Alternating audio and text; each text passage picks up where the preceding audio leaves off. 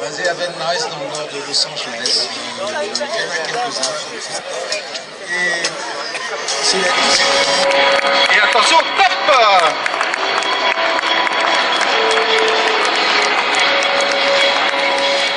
Papillon de Lille. Ce qu'il y a, c'est que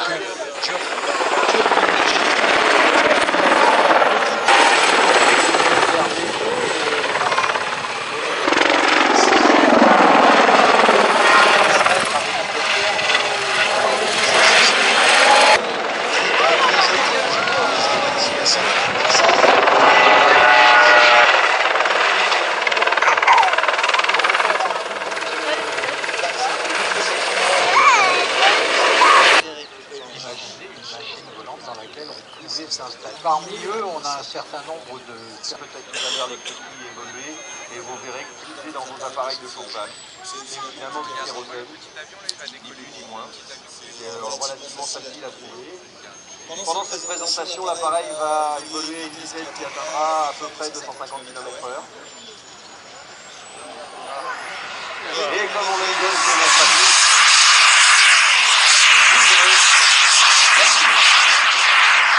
Marc, on commence. Marc Lunia, qui a largué son planeur et qui vient vous saluer également. Alors cet appareil, c'est un petit clip, c'est une petite carrière, moteur 5 cylindres en étoile. Papa. Donc les ingénieurs de la DGHP regardent la qualité du l'aile et décernent une autorisation de vol pour l'appareil comme ils le feraient exactement pour un grand. Alors au décollage maintenant, le CM170 Fouga Magister, dont un exemplaire du grandeur est présent. L'appareil que vous allez voir ici,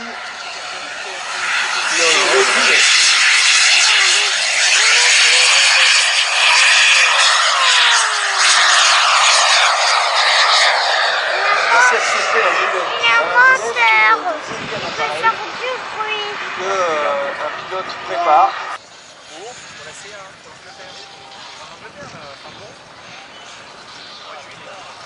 Marc Lévy. Il n'est pas extrêmement courant. Et les évolutions que vous allez voir, alors là, pour le coup,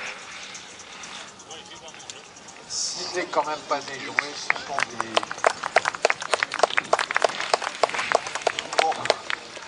Ou alors si c'est des jouets qui ont cette capacité extraordinaire de prendre des adultes sérieux qui ont les ennuis. tous les amis de la collection en France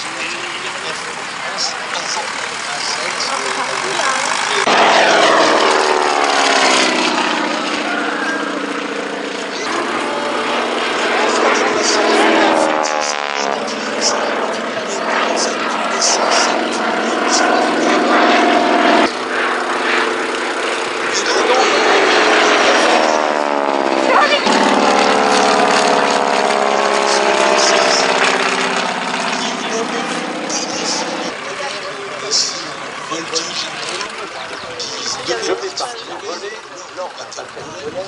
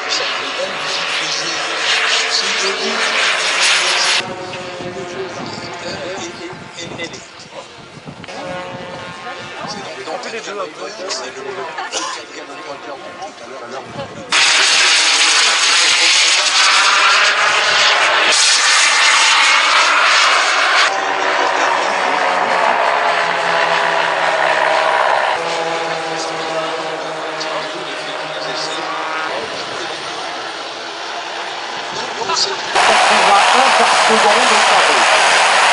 Tout la démonstration. Le Bronco était donc un biturbopropulseur qui traînait pas loin de 2000 chevaux, qui transportait, c'était un camion à bombe. C'était pas fait pour lutter contre des avions, ou c'était fait pour lutter contre le Viet Cong qui, lui, était au sol. Des centaines de pilotes, ça a coûté je ne sais même pas quoi du côté nord-vietnamien. C'était une guerre absolument atroce, car elle était, pour beaucoup de gens, totalement incompréhensible. On sait ce qu'il en est sorti au niveau même philosophique. On sait ce qu'il en est servi au niveau de la réflexion, on sait ce qu'il en est sorti également au niveau de l'importance des médias dans la vie de tous les jours, car de toutes les guerres, ça a été la première à être live on TV. Et c'est la guerre de toute une... C'est la guerre de toute une génération finalement, même si on n'était pas américain et si on n'était pas directement embarqué au Vietnam, on comprenait ce qui pouvait se passer dans la tête des gamins qui, finalement, quelques mois avant, ils étaient étudiants en droit, ils étaient étudiants en médecine, ils bossaient normalement dans une banque ou n'importe quoi, et ils se retrouvaient parce qu'ils avaient été, ma foi, embarqués dans une guerre parce qu'il y avait la conscription. Ils se retrouvaient là-dedans. Alors là-dedans, le Bronco, c'est quoi? C'est un avion absolument phénoménal et fabuleux à faire voler. C'est un avion qui est tellement rapide, transparent, violent aux commandes que vous pouvez même vous assommer tout seul en pilotant cet avion, tellement il est brutal dans ses réactions. Mais il fallait ça. Pourquoi est-ce qu'il est brutal? Pourquoi est-ce qu'il l'avait voulu comme ça? Pour pouvoir être secoué tellement qu'il pouvait échapper ainsi au tir de la DCA. Regardez ce qu'on peut faire d'un Bronco. Si on vous tire dessus, essayez de l'aligner et de le tirer. Tout ça, évidemment, se passait à très basse altitude, plus bas que ça, parce qu'ici, on est dans un meeting aérien civilisé, et donc on a des altitudes minimales qu'on est obligé de respecter. Sans ça, on est mis en prison et fusillé demain matin à l'aube, au lever du soleil.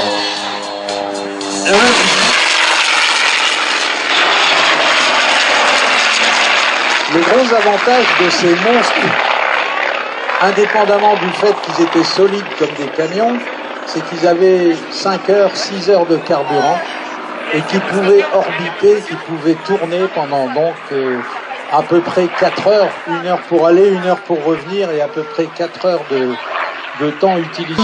Jet Team. Philippe, où ils sont? Ils arrivent? Ils arrivent. Allez, c'est à toi.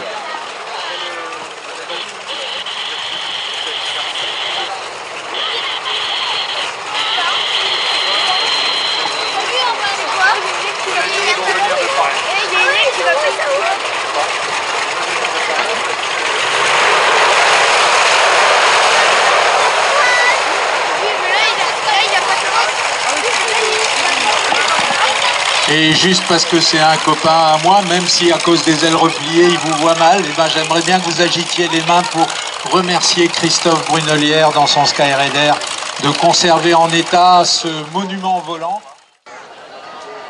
Ils se mettent maintenant en grande flèche pour vous saluer. Mesdames et messieurs, le Bradley Jet Team.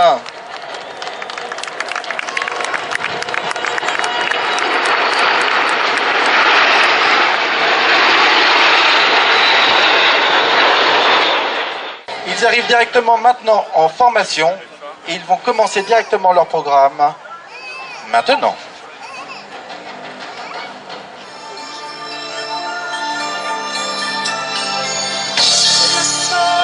Le Bradley Jet Team vous salue tous ici à Air Expo Muret.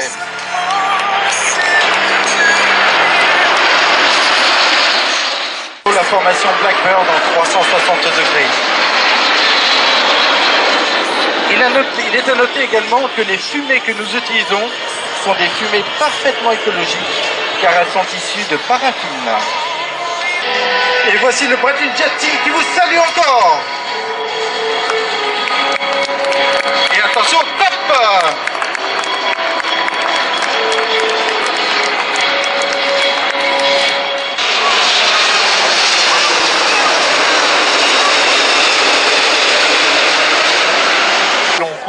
bien sûr, c'est un avion avec en particulier des commandes de vol électriques, c'est-à-dire comme tous les Airbus récents, c'est-à-dire un avion qui est piloté à travers des calculateurs qui adaptent la réponse des commandes de vol à l'intention finalement du pilote plutôt que d'être...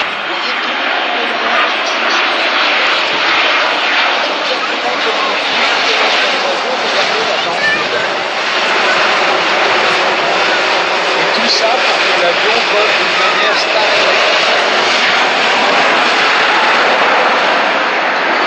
Qui soit tout à la fois harmonieuse et pour faire en sorte que cet avion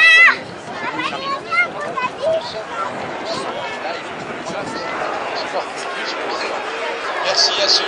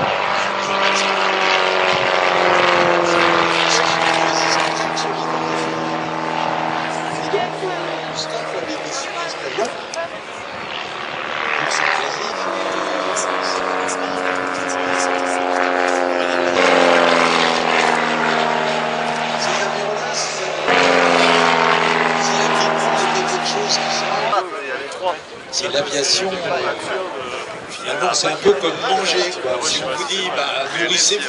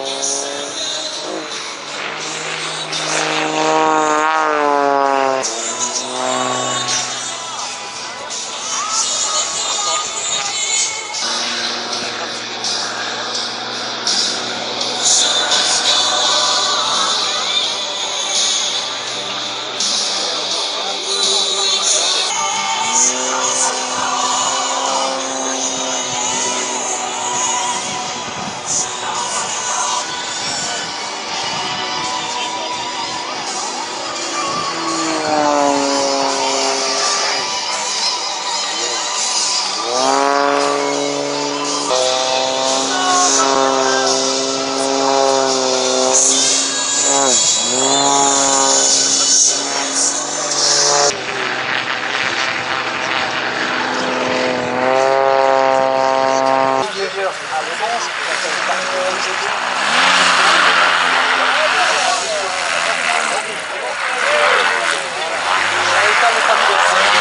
Chaque fois, moi qui n'ai pas pu faire ce programme à l'India,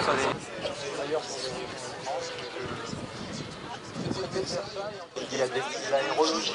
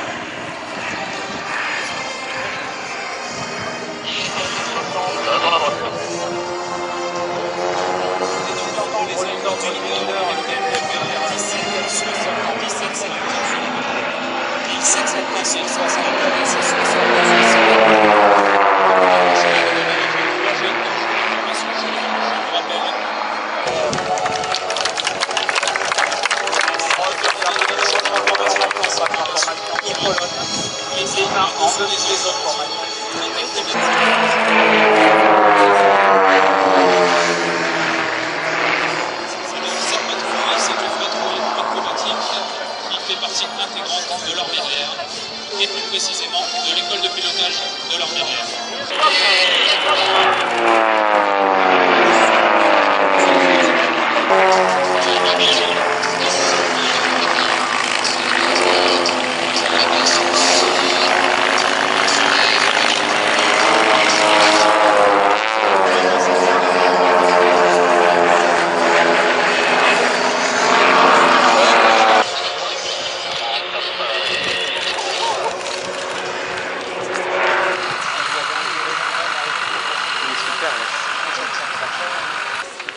George Perez.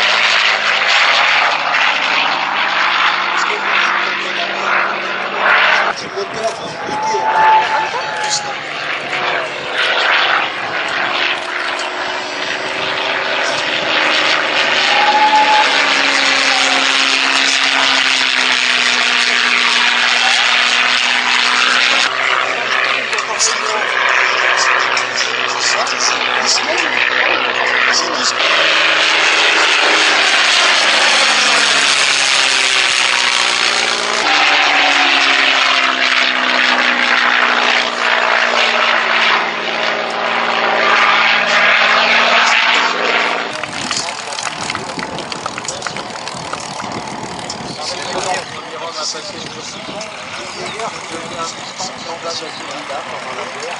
Et si vous n'avez jamais été L'autoroute pour aller à Toulouse, qu'est-ce que je voudrais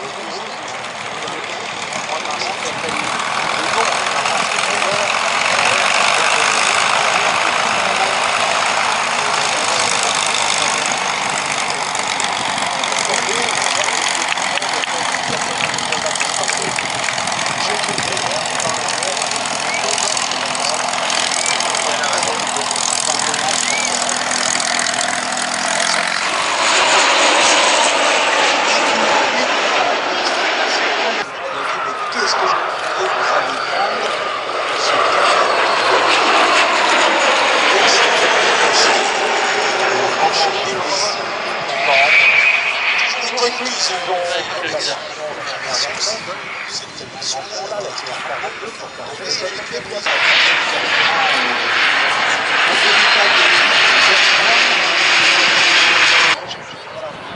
Jésus, on apprend parce que les gamins, il faut bien commencer. Le deuxième âge, c'est celui